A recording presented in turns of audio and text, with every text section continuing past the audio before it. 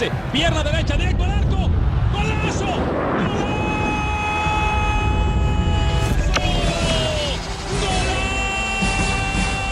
The world of football with a soccer perspective. This is Soccer Today with Duane Rollins and Kevin Laramie, live on the Sports Podcasting Network. Good day, good night. Welcome to Soccer Today for Monday, March 7th, 2022. I'm Kev Laramie, joined by Duane Rollins. I'm in Montreal. Duane's in Toronto. Duane, normally we would start a show asking how you doing, how I'm doing, and talking about things in the soccer world that caught our attention during the weekend. We have to start with a somber discussion. Big, not just dramatic, but tragic catastrophe happened in Mexico this weekend. 17 confirmed dead, up to 26 very severe injured. Also, the entire world of soccer is shocked by the events that took place in the Atlas versus Querétaro match. What can you tell us about the situation? I'm aware of what's happened, but I can't comprehend what happened, really.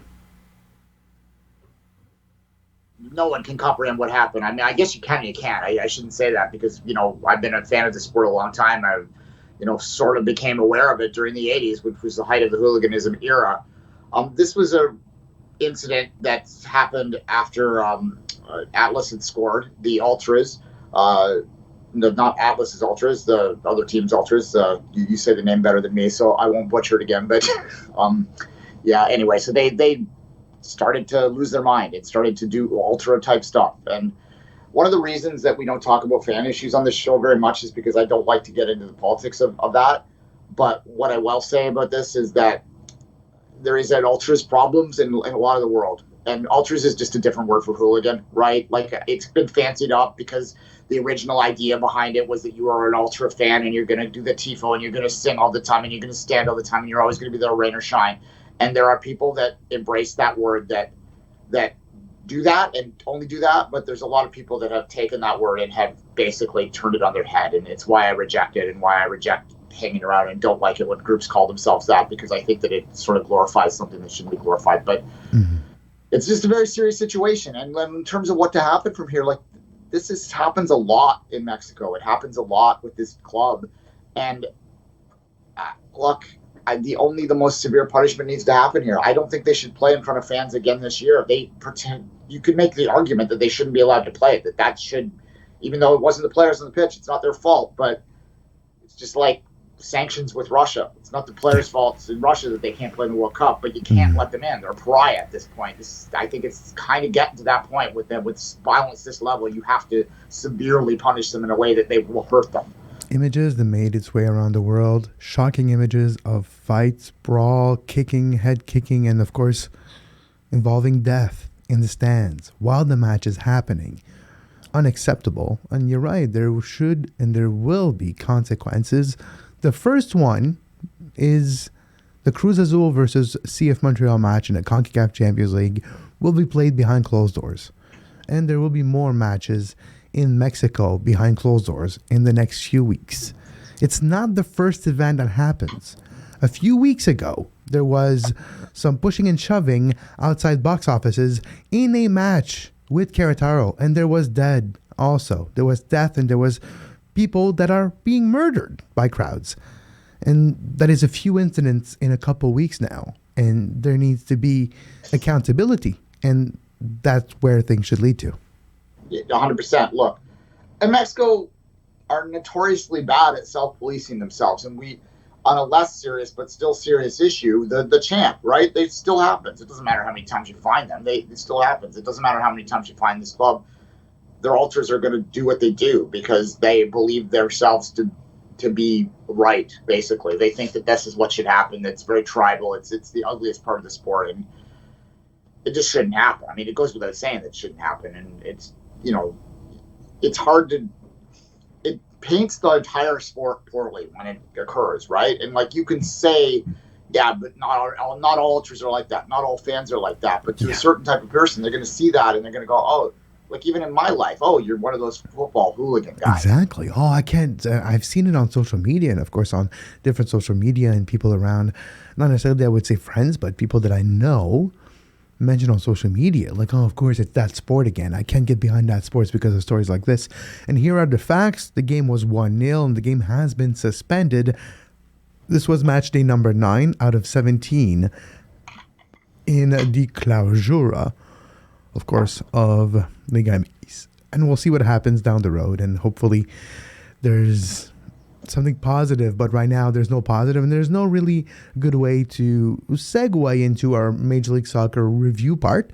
But that's what we're going to do now. We're going to move away from Mexico and this tragedy and hope for accountability, and move to Major League Soccer's week number 2, Duane. A lot of games happened, and I want to start by looking at an overview of the scores in week number 2 in Major League Soccer. We had some interesting results, team continuing their crazy goal-scoring abilities. We'll talk about Austin later, Duane. Austin putting 5 past the keeper against Miami. Yes, it's Miami, so a lot of people can score 5 goals against Miami, and then you face Cincinnati too. So there's a little bit of that. But let's face it, all these scores are interesting to me because New England Dallas, Duane, 1-0, big victory for New England. We'll break it down a little later. Toronto, New York Red Bulls. Yes, big defeat for Toronto.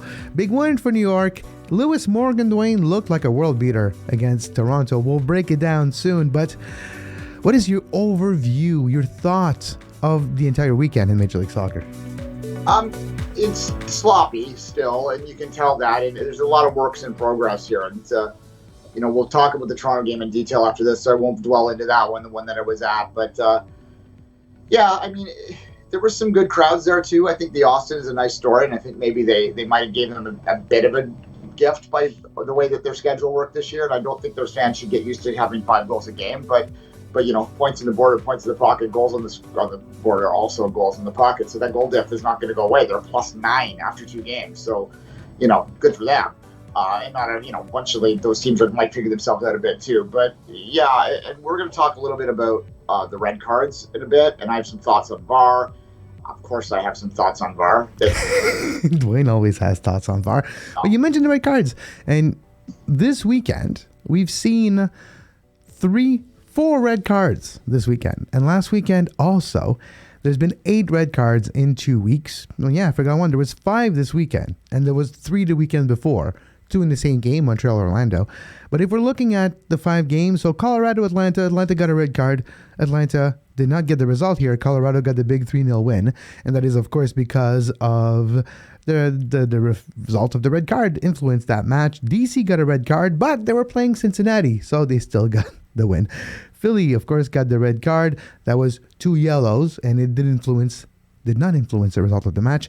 San Jose got a red card, and it didn't influence. It turned the momentum, and Columbus was able to get a draw after this game, which was very interesting. We'll talk about that game and break it down statistically in a few minutes. But yeah, 8 red cards in 28 games. That is almost a third of the matches in 2022 that had a red card. That's 31% to be precise of matches in Major League Soccer so far per average had a red card in 2022. It's week number 2. It's early to tell, but seems to be a trend here. Yeah, part of it's probably the early season because I think defenders sometimes can be a step behind this early, and that can lead to late tackles, late reactions. And when a defender makes a mistake, when someone who's trying to defend the ball makes a mistake, then it often can lead to foul. And if the foul's hard enough, it's going to be either a second yellow or it's going to be a red, right? So I think there's a bit of that happening. But I noticed that the way that MLS is enforcing VAR this year, to me anyway, by my eye, and it's an early sample, seems to be that there might have been a mandate to go out to be more, to turn over more things. And I'm not sure why they do that, but they seem to be more pedantic in how they're calling this. And we all know, I drew a little story here. I don't know if I'm on camera or not, but this is my thoughts on what to do with VAR. I don't know if you can see that well, but can you just put that back up for a sec? Yeah. Can you just confirm me that is definitely a rocket, right? That is written rocket on that drawing, right? It's actually shaped like a rocket, right? I did, in fact, purposely write rocket there after I looked at it. Anyway. The joys of having a video feed. Anyway, so that's me. For the audio folks out there, I just held up a rocket that was very phallic shape. a crudely drawn photo of a rocket being fired into the sun. Might have looked like a penis, but that was, It was a very phallic shaped rocket. Anyways, aren't all rockets phallic shaped? Isn't that the point of? Isn't? Yeah, exactly. It's a bit of compensation thing, yeah, for sure. Anyway, yeah, no, I think they're calling things more pedantically, like, and they're overturning bizarre calls that don't make a lot of sense, like fraction, like the toenail offside stuff has been done to death. And my thought on that quickly, if you're new to me, is that the technology isn't good enough to tell you whether it's a toenail offside. So why are you taking goals away? Yeah, anyway. there's a lovely Twitter account that's what is it called? Trigonometry. I'm not sure what it's called, but it's like the guy takes a picture and he's like a geometry major and he uses shadows and light and all these things, mathematics to actually tell you the amount of, and it's like 5/8 of an inch offside, and like he actually can say. The TFC fans out there, that account told us that TFC's disallowed goal against Dallas was actually onside by 5 feet. But anyway, that's how I discovered that one. 5 inches, but yes, 5 feet would have been very. It was onside, okay. But yes, you're correct. All right. Yeah, so that's my thoughts on it, and I think that's leading to the extra red cards too, perhaps. So we'll see. Speaking of, if you watch the Chicago-Orlando highlights, watch their disallowed goal and try and figure out why it was like, it's just a bizarre call. It's like, it should not have been taken off at any rate. Yeah, and even the Montreal one that was taken off, that changed the game, that would have made it 2-0, then it was 1-0 still, and then became 1-1 and 2-1 in 3 minutes. Yes, there was a foul, but the rest of the game, the fouls like this weren't called. So it's like you changed your level, the threshold of what you call just for that specific play, which makes the whole thing feels like it wasn't refereed the same even-keeled way, right? Which is important, but I also have to remember, oh wait, it was Drew Fisher. So it kind of all makes sense after all. He was there was a lot of booing audibly in that Montreal game. I only watched the very last few minutes of it because they came out from target, but it was and he thought they were saying Drew, but no, they're saying boo. All right, we're going to talk about Drew Fisher more in a minute, but let's start with the game that actually caught not just attention, but the highlights for bad reasons in Toronto. 4-1 for TFC against the Red Bull. Lewis Morgan looking like a world beater. Lewis Morgan scoring 3 goals. Aaron Long scoring also. Jesus Jimenez scored his first for TFC. And this one was not even close. Yes, you can look at the statistics, Duane, and say, oh, Toronto got 68% of the possession. Oh, Toronto had 6 shots, 4 on target, 643 passes, 81% passing accuracy. Of course. But they were down by 2 already, 25 minutes in, and Red Bulls felt like they had won the game already and were content to just play the offside trap. Sorry, excuse me. Look, it was ugly.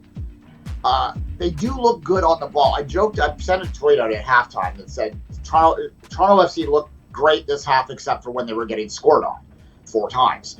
And it's a great game, except the goals were given. Yeah, look, and it wasn't wrong. It wasn't an inaccurate tweet. They did look good on the ball. They are doing creative stuff offensively. However, and the goal was beautiful. Jimenez's like a nice little touch. It looks like a nice little player, that guy. So that if they can get through the back end out, then they might be onto something. But this is a work in progress. The outside back. Trust the process. It's a work in process. Well, I'll tell you one thing. When Marshall Ruddy came off, Bob Bradley embraced him and clearly was having a big heart-to-heart talk with him because the kid got burnt a lot defensively yesterday, and it was nice to see because clearly it was a teachable moment for him. And I don't think that they're internally that upset with this. Obviously, they would have liked, it was an emotional day in the stands for a lot of fans, even though they played last year there. Not really. I mean, there was 12 people in that stands half the time last year. Yeah. And it was a full house, not quite full, but it was pretty packed in there. And, you could hear the TFC echoing old roof, and it felt like old times. And myself personally, I walked in, I ran into 3 or 4 people just walking in the stands that I hadn't seen in 2 years. So it kind of felt like an end of pandemic kind of celebration. And then boom, boom, boom, boom, done. So they're probably disappointed by that. But in terms of the overall flow of it inside in the team, I don't think they're that upset. But look, spatially, they're a disaster at the back. You can see, I saw some aerial photos someone sent me that it's just a mess. There's 2 guys staggered and then overload up top. and they're just getting killed in the break. It was outrageous. And look, you all know, if you listen to me long enough, you know that I'm not Alex Bono's biggest fan. Yeah. You can make the argument that he couldn't have stopped all of them, but you can also make the argument that he could have stopped all of them. I don't think it was a great game. His decision-making was not particularly good. The breakaway goal, he could have charged out. He stayed back for some reason, and it was like a tap-in at that point. He was left wide open. The keeper can only do so much, but I think that Alex Bono was at his 2017 self and was confident as a shot stopper. He would have at least gotten more of them. And maybe that third goal, which was the killer after they got the 2-1 back, they allow almost immediately there. And that was the hat-trick goal, too. Celebrated right in front of me. I was telling Kevin off camera, I got a little fanny there for a minute. In my nice prawn seats, jumped up and almost got myself kicked out. Sorry, Jen, if I lose your tickets. Sir, it's not the name. Bye-bye. Yeah. Anyway. Where is he going? Go ahead. Good for New York. I mean, they are what they are. They close down, they sit back. Yeah, there's score effect a bit in that 68%, but I think Toronto would have had 60% anyway because of the way New York plays. But they played it perfect on the day, and 4-1, you can't beat that. Morgan's probably going to be the player of the week. It's all good on their side, but on Toronto's side, work in progress, and it's going to for a while. It's going to take some patience. It's going to be a work in process for a while. And I say process because they kind of have an era of the 76ers. I think this year they're going to learn how to lose and learn how to manage the team and not overextend. And Bob Bradley's going to take those moments to teach his team things. And he's kind of happy this happened now because next year there'll be more expectations and hopefully they'll learn from these moments. So maybe that's a positive moving forward. Speaking of moving forward, let's move forward to our other team. The second Canadian team that we're going to talk about today is CF Montreal versus Philadelphia at the Olympic Stadium. I was quite happy on this game, Duane, because it was my first time working the broadcast at the Olympic Stadium. You know this. I love the stadium. I really love that place, and it was an enjoyable moment, but not the game.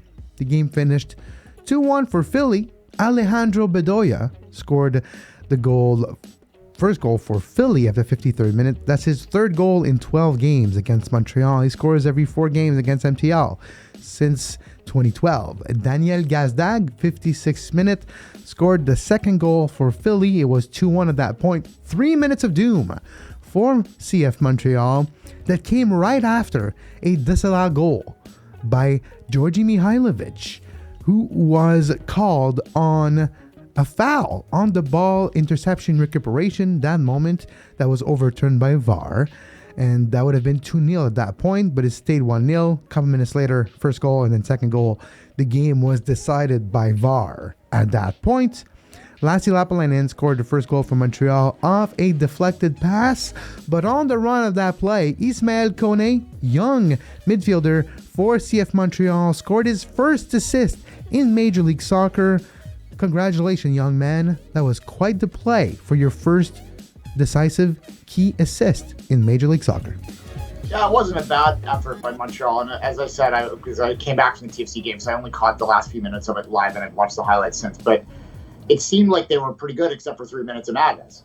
And that's unfortunate for them. And Philly's a good team, though. So I wouldn't get too worried about it.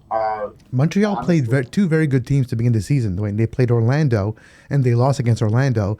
But they played well. They played a high-caliber soccer. And I would say the same against Philadelphia. The results are disappointment. But then you can look at Austin, who scored 10 goals. But I don't think Austin played as well as Montreal. So there you go. Yeah, I mean, look, it's a long season, right? Like, 32 games to go. So there's time to get these points back. You don't want to get in a hole, and that's the same thing I'd say to wrap Toronto in a bow, is the key here is to roll into the summer okay. And I think Montreal, they have the CCL to manage right now. These are a tough couple of games to play. That's going to make next week hard for them, too. The fans just have to check their expectations a little bit. But, I think when I look at Montreal, CF Montreal, I think that the depth might be a bit of an issue for them. I think that's maybe their Achilles heel, and that's going to hurt them through the CCL run if they go much longer. I mean, it's good for them if they do, but, there comes a point where you might kind of, if you're management, you might be like, hey, I'm okay if we lose the next round. But well, you're kind of not wrong. And also, it all depends how Montreal adapts. Montreal has been able to adapt last year to their opponents and their strategy and to different strikers. We've seen Kai Kamara get his first start in Major League Soccer, his 300th MLS start in the regular season, which he's a 23rd player to do that, and he's number 23, so maybe you should play number 23 in the lottery today, but maybe not because he didn't score. He didn't do that well, and I took a second yesterday. I don't have a board on this. I just have it on my phone here, so I'm going to take a second and just mention it, but Kai Kamara, yesterday, 55.6% passing accuracy. He has 9 passes, 14 total touches, 1 shot, 0 shots on target, 0 chance created, 1 foul, 1, and 1 tackle for Kai Kamara in his first start for CF Montreal in MLS. And I have the stats back on the screen if you're watching us via YouTube. Thank you if you're not on podcast. 16 crosses for Montreal. They adapted, but out of those 16 crosses, over 75% of those were in the second half to try to get the ball on the head of Kai Kamara, and most of those crosses were from Zachary Broguillard. They need to adjust that strategy before the end of the second half. It needs to be the entire of the game. You need to try to put the ball on the head of Kamara quicker in the game, and I think Montreal missed on the adaptation of their strategy early on, but it's hard to tell players to play differently after telling them to play a certain way for 5 straight weeks. 100%. And look, again, I'm just not going to panic anything in the early part of the season. I like Georgie a lot. I think he's having a great season, and the key is to keep him happy for the year. And if you can do that, I think that team's got a chance to make the playoffs. So yeah, don't panic. Enjoy the CCL. Might be your last round. Enjoy it. Should be a fun time. What's it, Wednesday you play? What's the... It's what is it today? The 7th? Yes, it's the 9th and the 16th. So there you go. Yeah. I one game at a time. I have to ask my Google Assistants in the morning what games are on because I can't keep them straight. But I have to ask my Google Assistant what day it is every morning, and that works though. It's helpful. Yes. We'll see. Mine just as a timer. That's all I use it for is timers. Pretty much that. And what's the weather like? Anyways, on that note, we'll take a short break. When we come back, we'll continue our look at the results in Major League Soccer by looking at Vancouver's result. We'll also break down Austin's great game, San Jose and Columbus, a cracker 6-goal classic, and that and more after this short break right here on Soccer Today. You are listening to Soccer Today. Follow us on Twitter at SoccerTodaySPN and like our Facebook page, facebook.com/Sports Podcasting Network. You can find the podcast version of all the shows we do on iTunes, Apple Podcast, Google Play Store, TuneIn Radio, iHeartRadio, and anywhere you get your podcast. And we're back on Soccer Today. Kev Laramie with Duane Rollins as we break down some of our favorite results in Major League Soccer from the last weekend. One of the games I actually really enjoyed looking into, Duane, was San Jose Columbus. Matias Almeida, El Profesor, in a weird situation in San Jose where he's not happy to be there, but he needs to be there, and he's not happy with his players, but he has players, and sometimes his players actually plays well for him, but still gets red card. Let's look at this result. San Jose Columbus 3-3, but a red card for Ramiro Montero at the 33rd minute, which actually cost the momentum and cost the game and led to the first goal for Columbus, and then the second goal for Columbus, and eventually the third goal for Columbus. That was a tying goal. Actually, that was a go-ahead goal, and San Jose got the tying goal at the 96th minute to rescue a point.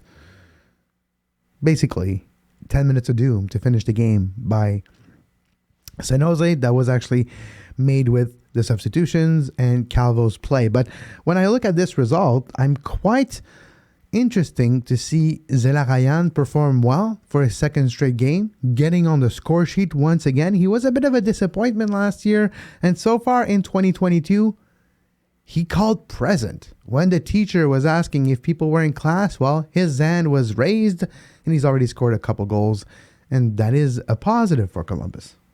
Yeah, I think the Crew last year might have had a bit of a hangover effect from the MLS Cup run, and you'll see that often, that teams that are coming off the longer season will struggle a little bit to start the season. That's not uncommon, and then Columbus just couldn't drag themselves out of the hole.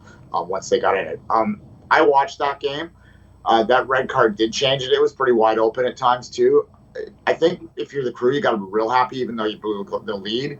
You got to be happy with a point on a West Coast swing, because if you look at teams that go coast to coast, they rarely get points. Like, that is a big ask in MLS, particularly early. So I would say that that's actually, even though they gave up the late goal, I wouldn't necessarily panic if I was Crews fans either. It's a good effort for them.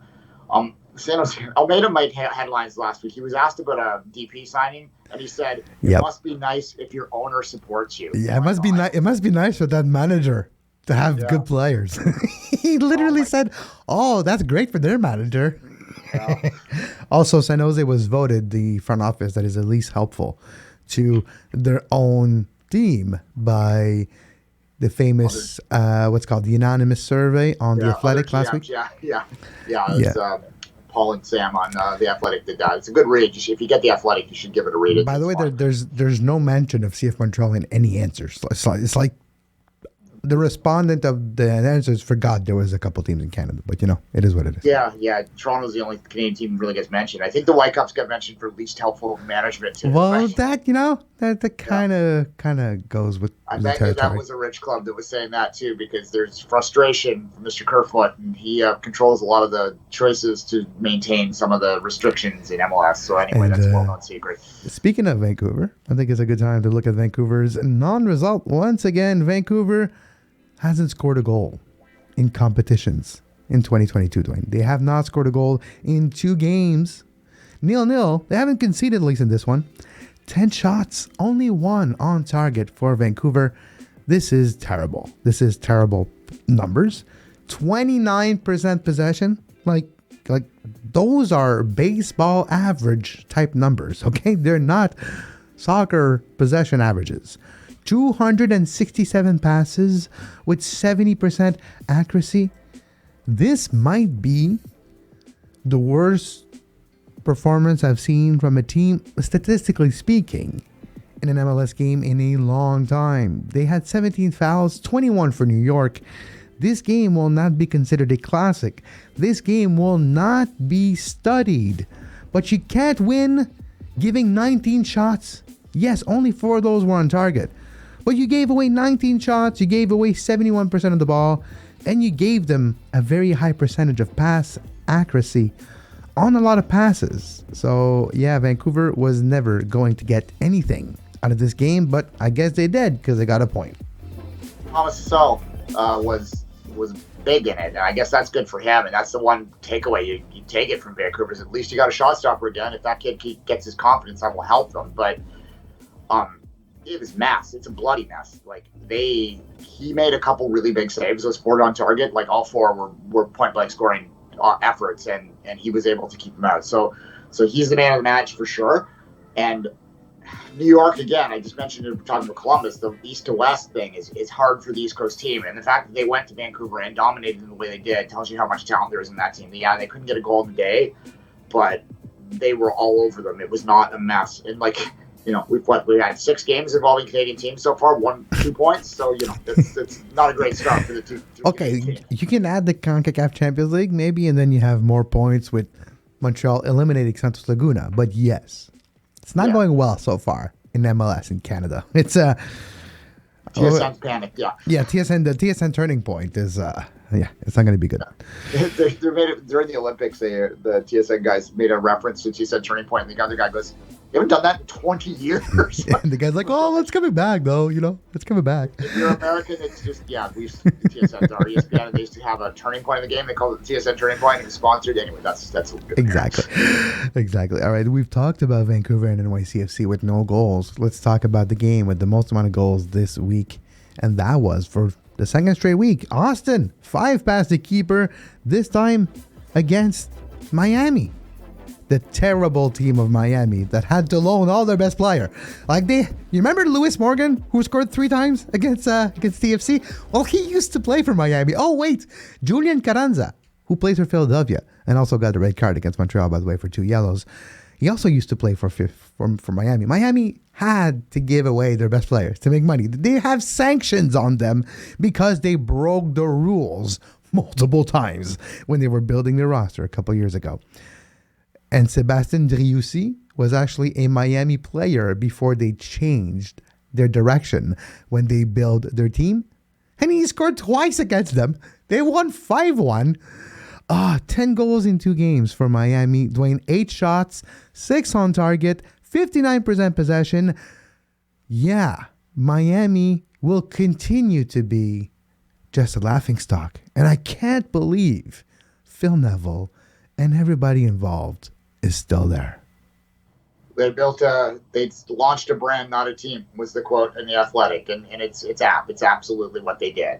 And it's still, to this point, they're kind of doing it. Look, I mean, I'm not David Beckham's biggest fan, but this team very much reflects what David Beckham is, who he could be a great player, don't get me wrong, but he was a lot more about substance than he was, or about style than substance is what I'm saying. David Beckham created a brand, not a soccer player. Yeah. I mean, he was, look, at his peak, not to make this a David Beckham conversation, but he was probably a top 50 player in the world at his peak, which is damn good. But yeah, but you know how many top 49 players in the same top 50 that we never really heard of once they retired in there? That's because a great marketeer and great friends along the way makes for, well, a great brand. Yeah, exactly. Yeah, but Miami reflects him, right? Like, they're absolutely the same. And look, they'll probably be fine eventually because they are an attractive destination. But I do worry with them that they will kind of become a team that might reflect MLS 2.0 kind of values, in the sense that they are going to attract, like Luis Suarez wants to play there. Great, but by the time he gets over here, he'll probably be 38 years old, right? You know, and do you want to do that? Is that a way to win an MLS in 2021? It's 2022? not. What year it is? It's 2022, but it won't. And by the time he gets here, maybe 2025, and it won't. And if Messi shows up in 2 years, dressed with a nice sweatpants combo of a lion in red, you know, that's a very, very new fashion line. Messi has a brand now. The Messi store. It's terrible. Don't. It's terrible clothing. Yeah, look, Lionel Messi on one foot, if he wants to play hard, could score 50 goals in this league. But 50 is being conservative. But while he wants to play, or will he be Steven Gerrard when he comes over? I do think he probably will be in Miami too. But like, again, this is MLS 2.0 thinking. He's going to be. This last week, they're a disaster right now. They are essentially an expansion team. They had to strip themselves bare down to the bone and build back out again because they got caught with their hand in the cookie jar. Speaking of that Athletic article we talked about earlier, one of the most interesting parts of it, I do highly recommend you go out and read it, is it talks about that issue and asks whether it's happening more. And the general consensus is that, yeah, every team cheats a little. It's just that they cheated so outrageously that they got nailed for it. Well, there is the thought in sports and in NASCAR and other sports that if you're not trying to cheat, you're not trying hard enough to win. So yeah, I mean, one of the ways, the most common way that cheats is that they'll buy a car or a house for someone or give a spouse a job, or they'll pay the agent fees on the side. Like, there's stuff that they can do, right? Yeah, there's always been rumors that in different cities, it's weird that this company that's related to got a ton of these people hired or something. There's always been like these thoughts, but of course some of those were just in jest and just rumors. Some of those were proven along the way, like with Blaise Matuidi a couple of years ago. Well, not even a couple of years ago, last year. We've talked about Austin. Let's finish the show, Duane, talking about Charlotte, because the Queen City, Charlotte, hometown of Ric Flair, Charlotte Flair, woo! Of course, Jimmy Johnson of NASCAR fame. He was the one they chose to hype this game. I would have gone a different route, personally. I would have used my my WCW connection being in Charlotte and maybe hype like a Ric Flair, or maybe having the Four Horsemen show up or something different. But, I can understand Jimmy Johnson racing and, it's fine. But Charlotte FC did not get a win. We'll get there, but they got a record for the biggest MLS attendance ever in a MLS soccer game, Duane. 74,479 people showed up at Bank of America Stadium in Charlotte, North Carolina on May 5th, that's Saturday. The record before that was 73,000 or so in Atlanta in MLS Cup in 2018. This is a lot of people at a soccer game that will remember one thing: their team losing 1-0. Yeah, and look, you could see some pieces there. The Galaxy, first off, let's talk about them for a brief second. They looked really good. And if LA can keep winning games 1-0, then they're going to be in trouble in the West if they can figure their back end out, because that's been their problem for a while, which is Greg Vandy's problem. Honestly, he's always kind of had some issues with defensive leakage, other than the championship years in Toronto, and that was just a pure spend to make it better thing. Yeah. Anyway, so yeah, the Galaxy played really well. Canadian moment, Raheem Edwards. He's played so well that he might get another look. I wouldn't be shocked if they bring him up for the next camp. We'll talk a lot more about that in the days ahead. But to go back to Charlotte, yeah, it was great to see the crowd out there. I think this team is going to struggle to score all year. I mean, it's 2 straight games now without a goal, and TFC fans out there listening, it's 206 more minutes to break TFC's record for the longest time to score your first goal in the history of the league. So that's a countdown clock in front of me. I know. Every year, TFC fans watch that one and hope that it'll get taken away one day. 2 more games to go. So on my stats board, I do have the no goals in 2 games stats for Charlotte, because I'm going to keep an eye on it. And that is also very important. By the way, if you follow memes and MLS memes and stuff, there's a Facebook page called MLS Memes, and it's on Twitter too. It's kind of funny. And every year they have the two goal advance. What's it called? The blowing a 2-goal lead club. And right now we have a Columbus part of that club for 2022. We'll see if Charlotte goes there. But the LA Galaxy with a 1-0 victory. Just want to go bring your attention. 21 shots, 6 on target. That is almost, it's higher than 25%, but sometimes just the sheer number, the sheer amount of shots you can put on target. And I want to bring that aspect to Austin too. It's one of the reasons why Austin scored 5 goals in the weekend. It's because they put 8 shots, but 6 of those were on target. You create yourself an opportunity, and you keep it simple sometimes. And just put the ball on net, and you find weird bounces. You'll find goals. And when you're a team like Austin, like I was talking, you can use that simple aspect. And that's why Austin won 5-0. Here, 21 shots, 6 on targets for the Galaxy. It is one of the reasons why they're able to get good results so far this year. Yes, it's only 1-0 victory and late goals, but the game themselves had a different storyline than just that. They felt like they dominated better or more or a bit more efficient than a 1-0 victory. So I think there's something to be said. And right now, if I had to handicap, the 2 LA teams could be two of the top 3-4 teams in the Western Conference so far. Yeah, look, 100%. And as I said, the Galaxy really impressed me with that. I've watched both their games so far, and they've been very impressive. And not to beat this again, but Raheem Edwards has been a great addition to him. And Toronto could have really used him. They tried to get him as a free agent. They really could have used him. But anyway, yeah, good team, and lots of good stuff ahead. And if they can salt up the back, then they're going to be an MLS Cup contending team, basically, I think. Because Chicharito is such a poacher, and it took him a while.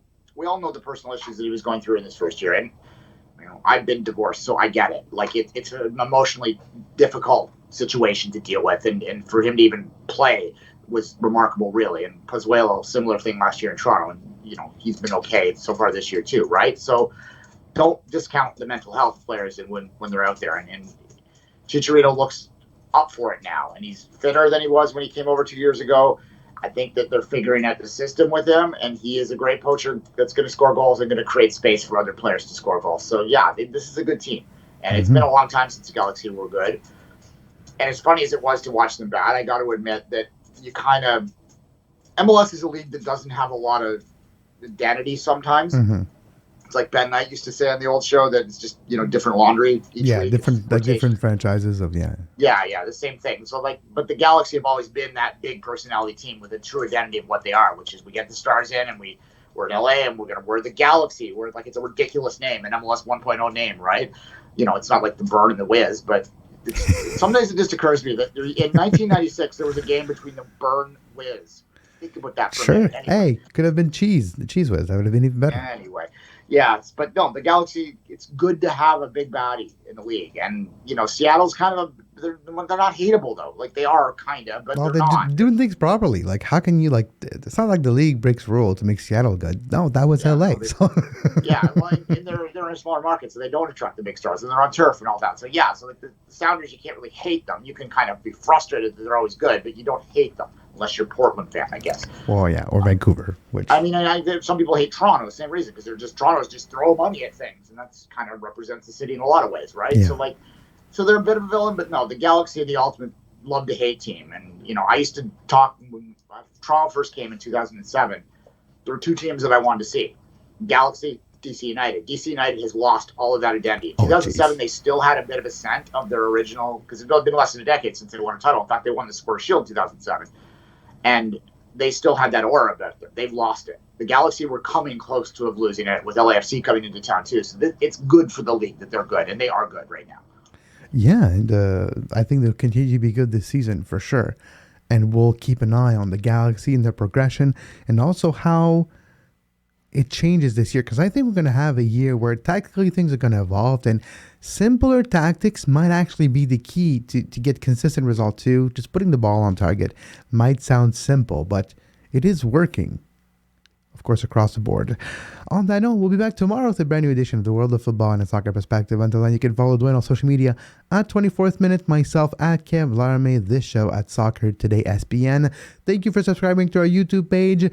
Thank you for your patience while we go through the growing pains of making this the best video show and the best audio version also of this show.